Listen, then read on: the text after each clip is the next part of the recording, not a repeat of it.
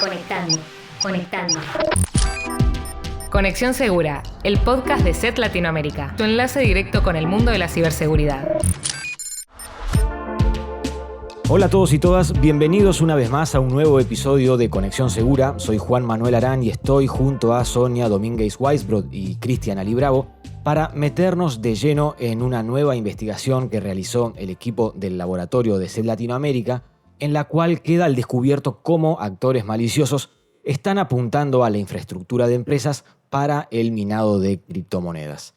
Antes de empezar, que quiero dar pie a los chicos para que nos cuenten un poco más de lo que vamos a hablar en el episodio de hoy. Así que, hola Sony, ¿cómo estás? Hola Juan, hola Cris y por supuesto hola a todas las personas que nos están escuchando del otro lado. Lo interesante de esta campaña que vamos a analizar hoy, que sigue activa, no solo es el modus operandi, sino también la preocupante actividad que tiene en la región y más puntualmente en algunos países. Buenas a todos y a todas. Y bueno, siguiendo un poco la línea de lo que explicaban, lo mejor de todo es que hoy no vamos a estar solos, sino que Camilo Gutiérrez, manager del equipo de Awareness and Research de SET Latinoamérica, nos estará dando los detalles técnicos de esta amenaza y nos ayudará a comprender un poco cómo esto impacta en el estado de la seguridad de Latinoamérica. Hola Cami, ¿cómo estás? Bienvenido, como siempre, un placer tenerte. Buenas a todos, ¿qué tal? Muchas gracias por la invitación y como siempre para hablar de estos temas de seguridad, de amenazas, de entender cómo funcionan, creo que es bastante importante poderlo realizar. Gracias Cami. Bueno, hecha la presentación, vamos a empezar, pero antes les cuento a quienes nos están escuchando desde Argentina, Chile, Colombia, Perú o México, que con el código Conexión20 en la tienda en línea de SET.com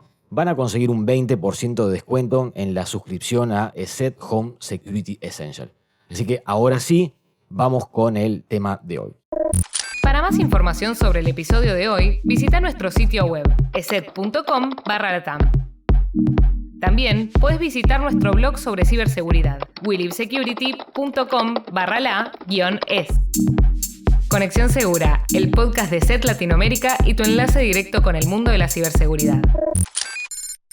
Recientemente, el Laboratorio de Investigación de SET Latinoamérica estuvo tras los pasos de una campaña maliciosa con especial actividad en Latinoamérica que afecta a servidores Windows utilizados por organizaciones, puntualmente servidores que aún utilizan versiones antiguas, llamadas Legacy, como son Windows Server 2008 o Windows Server 2012, y que ya no reciben actualizaciones de seguridad por parte de Microsoft. Aprovechando esta situación, los cibercriminales están explotando una vulnerabilidad crítica conocida como Serologón, que fue descubierta en 2020, para luego distribuir un malware desarrollado en Python que permite realizar capturas de pantalla de la máquina infectada y enviarla a los cibercriminales mediante un bot hacia un canal de Telegram. Además de realizar capturas de pantalla, el malware también tiene la capacidad de leer la información contenida en el portapapeles de la víctima, que es ese lugar en el que se guarda temporalmente la información cuando seleccionamos copiar o cortar para luego pegar, con el fin de capturar los datos de una billetera virtual al momento de realizar una transferencia y reemplazarla por una perteneciente a los cibercriminales para básicamente recibir los fondos. Si bien se trata de una campaña global que sigue activa actualmente, se ha detectado una alarmante actividad en varios países de nuestra región y en sectores puntualmente como la educación y la construcción.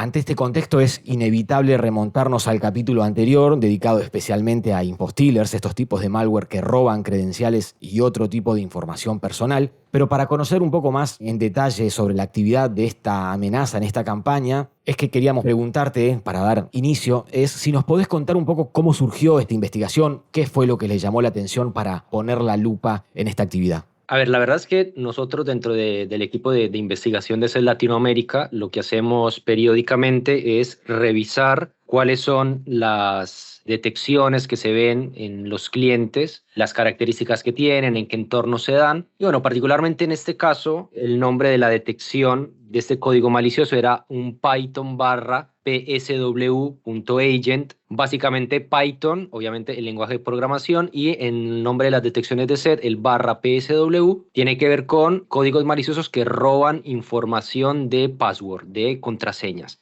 Entonces, el hecho de haber encontrado un código malicioso escrito en Python que robaba contraseñas dentro de una infraestructura que en estos casos, como bien lo mencionaste, eran versiones legacy de Windows Server, nos llamó mucho la atención por tratar de entender qué es lo que estaba pasando y cómo ese código malicioso había llegado hasta ese servidor. Entonces, a partir de ese primer indicio de algo que por ahí no es tan usual encontrarse ese tipo de amenazas en este tipo de servidores, dijimos, bueno, dale, vamos un poco para adelante para entender, por una parte, primero, cómo pudo haber llegado esa amenaza al dispositivo y qué es lo que estaban haciendo los cibercriminales al momento de dejar esa amenaza dentro de esos servidores. Cami, siendo que el foco de esta campaña parece estar puesto en Latinoamérica, ¿hay algunos países donde hayan detectado que la actividad haya sido mayor? ¿O hay algún sector o industria que puede estar siendo más apuntado o estando más en el blanco de esta campaña? La verdad es que cuando nosotros hablamos de este tipo de campañas, obviamente nosotros podemos hablar basados prácticamente en la información de nuestra telemetría. Entonces, en este caso, en lo que vimos basados en nuestra telemetría fueron detecciones de ese código malicioso en países como México, Argentina, Colombia y Perú. Digamos, ahí fue donde vimos más de esas detecciones. No quiere decir que sean los únicos países donde se haya propagado esta amenaza, pero sí fue donde por lo menos con la tecnología, con el alcance que tenemos, pudimos ver esas detecciones en esos países puntualmente. En cuanto a las industrias, bueno, empezamos a detectar muchas de las empresas tenían que ver con empresas del sector construcción, empresas del sector educación, por ahí también algunos usuarios finales, algunas empresas también entidades gubernamentales. O sea, había un poco de todo. Nos habla quizás un poco de que no eran campañas tan dirigidas a un tipo de organización en particular, sino más con ese objetivo de obtener algún tipo de ganancia económica, en este caso aprovechando esos servidores legacy en países de Latinoamérica. Cami, leyendo la investigación que está en Will It Security, se menciona que el malware que distribuye la campaña tiene características de downloader e infostealer. Quisiera preguntarte sobre esto y si es común que un malware tenga esta capacidad, si podemos asociarlo a un código preexistente o se trata de un desarrollo nuevo, y si hay algo en particular al respecto que les haya llamado la atención. Este tipo de códigos maliciosos que tengan estas características de poder descargar otros códigos maliciosos, es decir, que sea un downloader, o que estén diseñados para robar información de los dispositivos de los usuarios, las características de InfoStealer, son bastante comunes. Es bastante usual encontrar ese tipo de amenazas, quizás no desarrolladas en Python. En Python quizás no es tan usual encontrarlas, quizás es más usual encontrarla con otros lenguajes tipo PowerShell o .NET para articular, digamos, estas acciones, pero son bastante comunes encontrar ese tipo de características dentro de los códigos maliciosos. Digamos, no hay la suficiente evidencia como para hablar que sea una amenaza nueva. Ya de hecho habíamos visto amenazas con estas características similares, entonces tampoco podemos hablar de que es algo totalmente nuevo. Y algo bastante particular que sí llama mucho la atención al momento de analizar la amenaza es que cuando se ejecuta dentro del dispositivo de la víctima, trata de descargar algunas herramientas dentro de esa máquina. Herramientas como por ejemplo Nmap, Mimikatz, WMIXEC, por ejemplo, que son herramientas que seguramente para las personas que nos están escuchando, que hayan trabajado en el lado ofensivo de seguridad, son herramientas que son bastante usuales y que se suelen utilizar para hacer diferentes tipos de actividades. Nada más, Nmap creo que es el escáner por excelencia para arrancar con actividades de reconocimiento dentro de una infraestructura. Mimikatz también es bastante conocido para tratar de obtener las credenciales de los sistemas operativos. Entonces, son herramientas que no son maliciosas, que son utilizadas por personas que trabajan en seguridad también, pero en este caso, lo que encontramos fue que ese código malicioso las estaba tratando de descargar a esa máquina infectada para realizar acciones para obtener información que luego iban a ser enviada a los atacantes. Esa característica particular no es tan usual en ese tipo de campañas y bueno, particularmente en esta campaña lo encontramos. Repasando un poco la investigación que, como decía Sony, ya está disponible en Will It Security y le dejamos el enlace en la cajita de este episodio, se detalla que a través de distintos comandos, los operadores detrás del malware pueden comunicarse con el equipo infectado para realizar distintos tipos de acciones maliciosas. Cami, te pregunto, ¿de qué acciones maliciosas estamos hablando? ¿Podés darnos algún detallecito más de lo que puede llegar a solicitar un atacante remotamente sobre un equipo comprometido? Bueno, eso es bastante interesante de la forma del comportamiento que tiene este código malicioso, porque en este caso lo que permitía el código malicioso al llegar al dispositivo de la víctima era que ese atacante pudiera conectarse con el equipo para, por ejemplo, pedirle información de cuál es la red a la cual estaba conectada, obviamente características de la máquina como tal, la versión del sistema operativo, el nombre de usuario, obtener información sobre los procesos que estaban corriendo sobre ese dispositivo y toda esa información recolectada y luego enviada a los atacantes por un canal que no es tan usual de encontrar en este tipo de ataques, que ya ahorita seguramente lo detallaremos un poco más, que es Telegram. Y particularmente algo que también es bastante importante tener en cuenta es que este código malicioso le permitía al atacante, obviamente después de hacer como todo este escaneo, de conocer cuál es la red, en dónde estaba plantado y demás, tener las características de empezar a propagarse. Y lo mencionaba al principio, utilizando una vulnerabilidad que no es para nada nueva, una vulnerabilidad que se llama Zero Logon, la CVE 2020-1472, y lo que permitía esa vulnerabilidad es que entonces para el atacante, estando dentro de esa red, en ese equipo, en ese servidor, tener la posibilidad de empezar a moverse o hacer lo que se conoce como movimiento lateral dentro de la red. Entonces toda esa porción del exploit que permitía explotar esa vulnerabilidad de Zero Logon estaba toda dentro de esta amenaza que encontramos. Entonces, claro, no solamente el atacante lograba robar la información del minado de criptomonedas, que cuando uno lo ve de esa manera uno dice, bueno, quizás no es tan interesante, el impacto no es tan grande, pero cuando ves estas otras características, bueno, te das cuenta del alcance que puede tener este tipo de amenazas. Bueno, recién lo estabas explicando un poco, pero como para hacer un doble clic y entender bien, cuando hablamos de víctimas, hablamos de empresas, organizaciones y su infraestructura y también de usuarios, ¿no?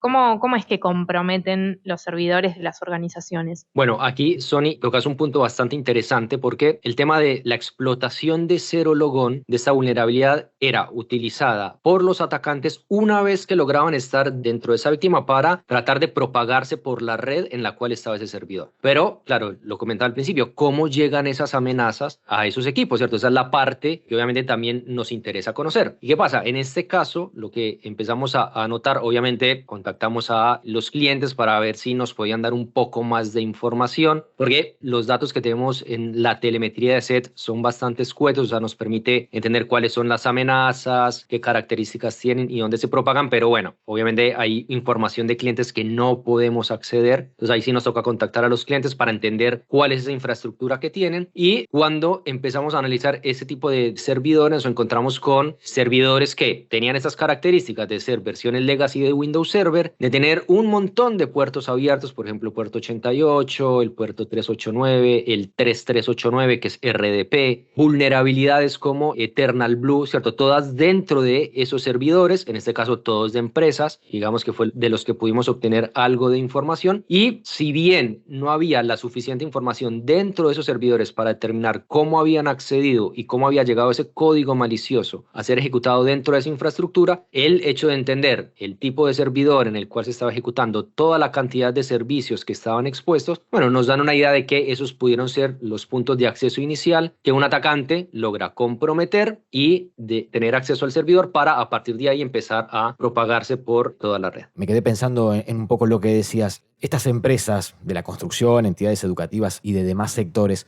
¿pueden no saber que su infraestructura está siendo utilizada para distribuir malware? La verdad es que este tipo de códigos maliciosos, particularmente en este caso, al final lo que buscaba hacer o lo que se ejecutaba dentro de la máquina era robar información de billeteras de criptomonedas y utilizar los recursos del sistema también para hacer el minado de criptomonedas. Entonces, por este tipo de acciones, si se tuviera una adecuada gestión de los servidores, de los equipos, de entender cuál es el consumo de los recursos, los procesos que se están ejecutando, digamos un diagnóstico frecuente, es muy posible que un administrador de sistemas se pueda dar cuenta de que hay algo extraño que está ocurriendo dentro de ese dispositivo. Ni hablar que si tiene una solución de seguridad, como en este caso con estos equipos que tenían las soluciones de seguridad de SET que nos ayudaron a detectar la copia o la que se está tratando de ejecutar la amenaza como tal. Pero muchas veces este tipo de códigos maliciosos se quedan dentro del dispositivo de sus víctimas robando información. Entonces, si por parte de los administradores no hay un proceso periódico de poder revisar, de poder entender cuáles son los procesos que están corriendo dentro de esos servidores, servidores, hacer doble clic sobre las alertas que nos van lanzando las soluciones de seguridad que tenemos, porque en este caso, para nosotros, como equipo de investigación, nos llamó la atención encontrar un código malicioso de nuevo en Python con las características de robar contraseñas dentro de un servidor, algo que no es usual. Entonces, para los administradores de sistemas, ellos tienen hasta más información que nosotros en sus soluciones de seguridad. Si son las de SET, muchísima más información, y ahí van a poder darse cuenta y poder hacer doble clic en este tipo de situaciones. Decir, ok, a ver, estoy teniendo una detección poco usual en mis equipos, está buenísimo, mis soluciones de seguridad están funcionando muy bien, pero ¿por qué llegó esa amenaza? Es una pregunta que quizás muchas veces los equipos de seguridad no se hacen, y a partir de ahí es donde pueden surgir este tipo de situaciones, de entender que una solución de seguridad detecte una amenaza, también nos puede hablar de que antes de esa detección pudieron haber ocurrido situaciones que está bueno entender por qué se dieron, para saber si hay otros agujeros de seguridad como los que vimos en este caso. Cami, según indica la investigación, quizás el gran objetivo de la campaña es robar criptomonedas, y las víctimas, bueno, pueden ir de usuarios, pero también organizaciones y su infraestructura. Pero considerando esto que nos explicabas recién de las capacidades que tiene el malware, ¿puede ser que cambie el objetivo de la campaña en sí, aprovechando estas capacidades tan amplias que tiene el malware? Esa es una muy buena pregunta, Chris, y es precisamente la razón por la cual a nosotros desde el equipo de investigación de SET nos interesa tanto dar a conocer cuáles son estas amenazas y cuáles son las características que tienen al momento de propagarse, porque bien lo mencionas, en este caso particularmente, en lo que alcanzamos a ver fue que ejecutaban estas herramientas como Nmap, Mimikatz, y dejaban este CryptoMiner dentro del dispositivo. Entonces, en ese sentido, cuando hablamos del impacto en la operación del negocio y más, quizás no tiene un impacto tan grande, pero las capacidades que tiene, ¿cierto? De la misma manera en que pudieron entrar y poner a minar criptomonedas o robar información de billeteras, hubieran podido dejar un ransomware. Vimos que utilizaban esta vulnerabilidad de Zero Logon para tratar de propagarse por la red y llegar a otros servidores. Entonces, quizás robar otro tipo de información, tratar de tener la mayor cantidad de máquinas comprometidas para luego dejar un ransomware, por ejemplo. Es una práctica que hemos visto que es bastante usual por parte de los cibercriminales. Entonces, sí, es verdad, este tipo de accesos lo que muestran es también la vulnerabilidad que puede haber por parte de las empresas a este tipo de ataques, que podría ser incluso peor si, obviamente, no tienen las medidas de protección adecuadas en sus entornos. Muy importante esto, Cami, y nos resulta muy interesante este caso como muestra tal vez de que los cibercriminales no están en este momento tan interesados en el descubrimiento o la explotación de vulnerabilidades nuevas o desconocidas, sino tal vez en buscar víctimas que no posean sus equipos actualizados o que no cuenten con los respectivos parches de seguridad. ¿Es correcta esta reflexión que hacemos al respecto, Cami? ¿Esto quiere decir que los atacantes están buscando servicios con vulnerabilidades no parcheadas o expuestos a Internet para lanzar estos ataques? ¿Es una práctica común que hacen? ¿Qué nos puedes decir? La verdad es que lo que no se puede perder de vista es que las personas que están detrás de la propagación de este tipo de campaña lo que están buscando es dinero, obtener algún tipo de ganancia económica. Entonces, teniendo eso en mente, lo más fácil para estos atacantes es aprovechar infraestructuras que son obsoletas, con vulnerabilidades que ya son conocidas, aprovechando exploits que ya están desarrollados, que saben que funcionan, y de esa manera digamos que logran tener una cantidad de víctimas que les genera esas ganancias económicas. Al final es un juego de probabilidades. Ellos tratan de ir contra la mayor cantidad de usuarios posible y aquellos que no estén protegidos contra estas vulnerabilidades básicas, contra esas actualizaciones que ya se debieron haber aplicado, pues obviamente que ahí van a encontrar esas víctimas de las cuales pueden obtener esas ganancias económicas. De hecho, en el ESET Security Report de este año, del 2024, uno de los vectores más utilizados, por ejemplo, en campañas maliciosas en la región, tenía que ver con los correos de phishing o la explotación de vulnerabilidades de más de 5 años de existencia. Entonces, eso también, ¿cierto?, nos marca un poco esa idea de que los cibercriminales van a tratar de obtener información de la manera más fácil posible, y esa manera más sencilla es la de explotar vulnerabilidades que ya son conocidas, y obviamente eso facilita muchísimo el trabajo para los atacantes. Pero lo interesante del lado de quienes defendemos, también sería bastante sencillo poder protegernos si se hace una actualización constante, una buena solución de seguridad y, bueno, en general tener buenas medidas de seguridad. Cami, la investigación viene acompañada de algunas capturas de pantalla y mediante esas imágenes podemos ver algunas palabras en ruso, lo que podría indicar que los atacantes tienen procedencia de los países del este o bien utilizan artefactos desarrollados en esa región.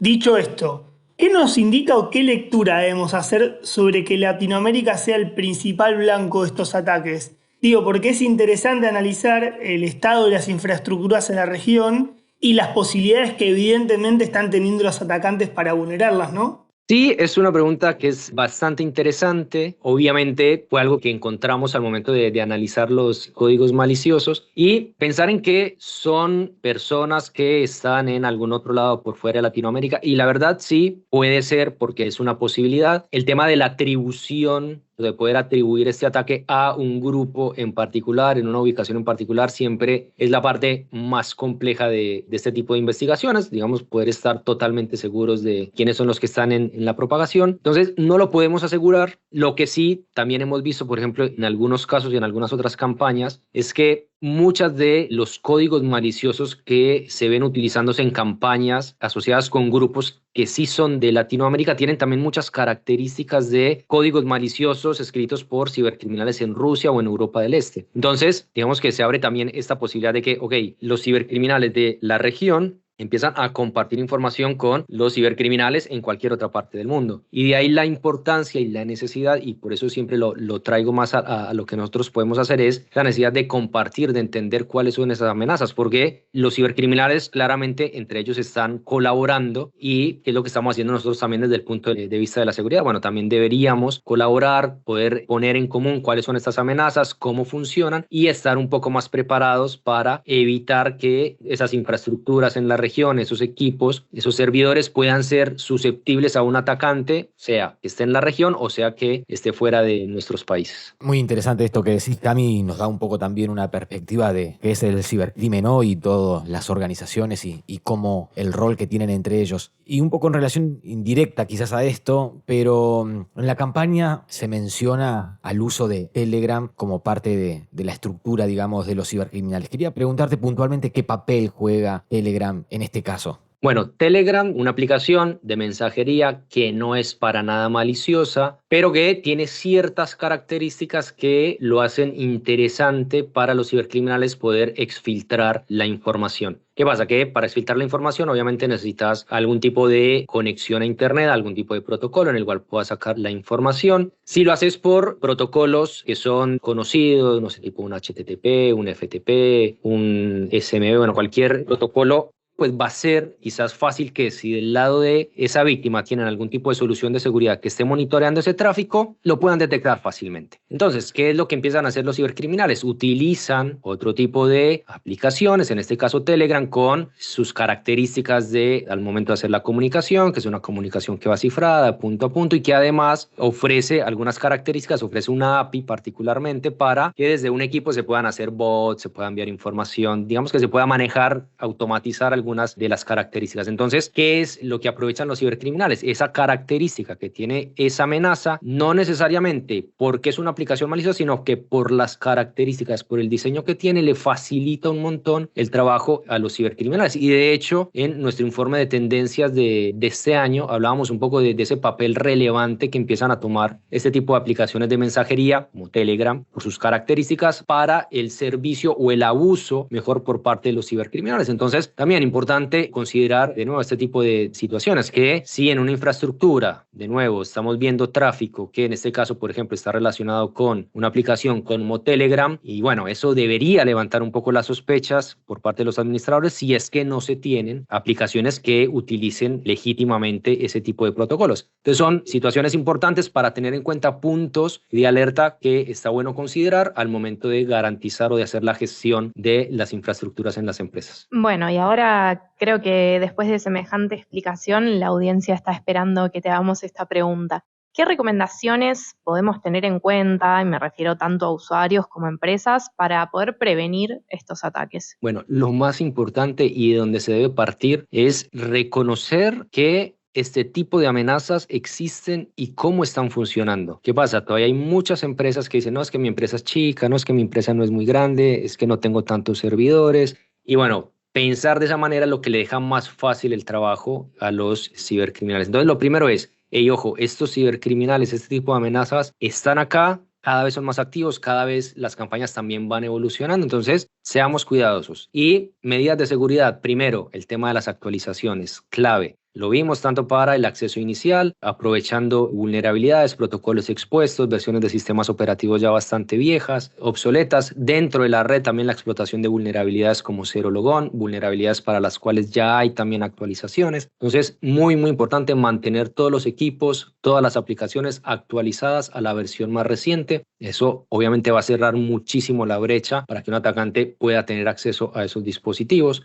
Las soluciones de seguridad y en general todas las soluciones que uno tiene instaladas en sus dispositivos, mantenerlos actualizados. Normalmente el tema del monitoreo de la red, de nuevo, qué es lo que nos están alertando nuestras soluciones de seguridad, qué son esas detecciones, de dónde vienen, por qué están apareciendo este tipo de detecciones en mi infraestructura. Bueno, son preguntas importantes y que deberían hacerse como ese monitoreo regular de esa infraestructura a nivel de endpoints, a nivel de servidores, a nivel de red, para poder encontrar esas anomalías que nos podrían dar un indicio de que algo raro está ocurriendo dentro de nuestra red. O sea, hay que ser claros con esto, es que los ataques no empiezan y terminan con la ejecución de un solo código malicioso, sino que dentro de esos ataques, dentro de esas cadenas de ataques, hay diferentes pasos. Entonces, si alguna solución de seguridad nos da una alerta, nos da un indicio de algo, está bueno entrar a analizar qué es lo que pudo haber pasado. Y por último, el tema también de las contraseñas. O sea, somos muy cuidadosos con el tipo de contraseñas que se utilizan. Ojo con seguir utilizando las contraseñas triviales tipo password, admin 123, que parece una locura, pero todavía hay muchos lugares que la utilizan. Entonces, ser cuidadosos con ese uso de contraseñas triviales y en el caso de ser posible, activar el segundo factor de autenticación. Creo que ese segundo factor de autenticación es clave para evitar, y más si se tienen servicios expuestos a Internet, es clave para que las personas que realmente nosotros queremos que ingresen a ese servicio son quien realmente está ingresando, es decir, para garantizar la confidencialidad de la información. Cami, te hago la última. ¿Qué pasa o qué recomendación podés dar para aquellos equipos que no puedan ser actualizados a la versión más actual de Windows Server en esto que vos decías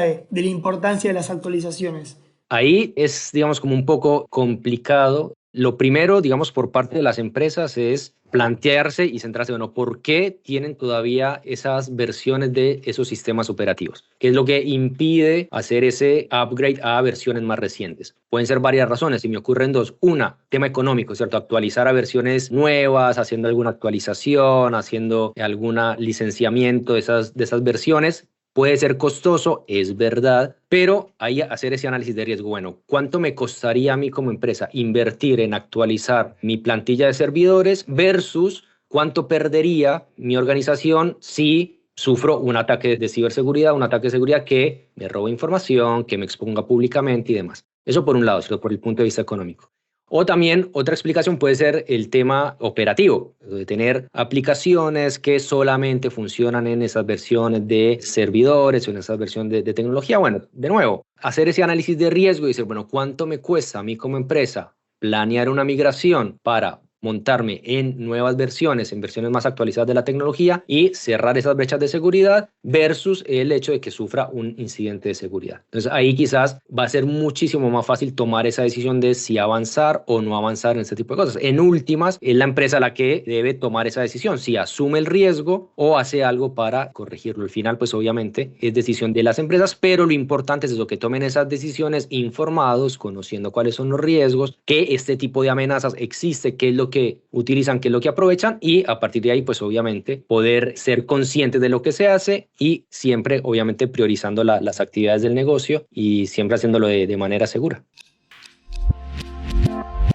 Campañas como la que analizamos en el episodio de hoy nos hacen reflexionar sobre la importancia de las actualizaciones para las empresas. También vemos que los cibercriminales no están interesados solamente en el descubrimiento y explotación de vulnerabilidades nuevas o desconocidas y que sí seguirán buscando sistemas desactualizados y explotando vulnerabilidades ya parcheadas mientras siga siendo redituable para su negocio, lo cual es todo un síntoma. Sí, y dependiendo de la vulnerabilidad del sistema, el resultado final del aprovechamiento de una vulnerabilidad puede dar lugar a distintas posibilidades a los atacantes, ya sea la ejecución remota de código en el sistema comprometido, pasando por la descarga de distintos tipos de malware que pueden dar lugar al secuestro y hasta el robo de la información.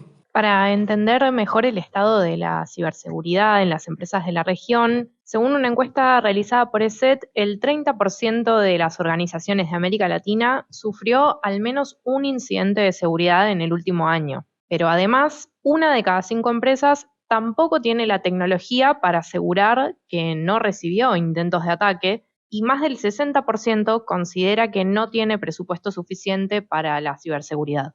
Como vemos, lamentablemente muchas organizaciones continúan utilizando software desactualizado o en algunos casos obsoleto, ya sea por falta de presupuesto o poca conciencia sobre los riesgos. Y si bien 2 de cada 5 empresas aplican parches de seguridad en sus sistemas más de 2 veces al año, cerca del 25% lo hace únicamente 1 vez al año, dejando expuestas a las organizaciones por más tiempo a la explotación de nuevas vulnerabilidades.